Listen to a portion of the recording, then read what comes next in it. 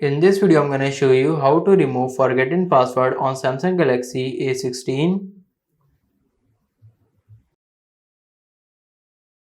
Press the power button and the volume down button at the same time.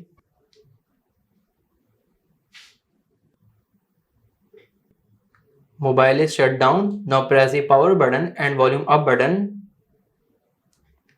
Release the power button until logo appear. As you can see, Android recovery menu is opened. You can navigate in this menu by using power button. When you press volume down button, it will go down, and when you press volume up button, it will go up. So I will simply go down. To wipe data factory reset, now to select this option, press the power button. Again I will go down and press the power button. As you can see here, data wipe is completed.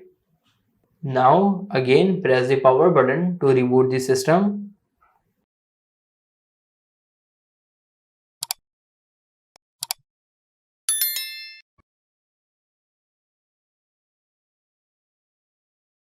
As you can see, password is removed from my Samsung Galaxy A16. Now you can simply set up the device.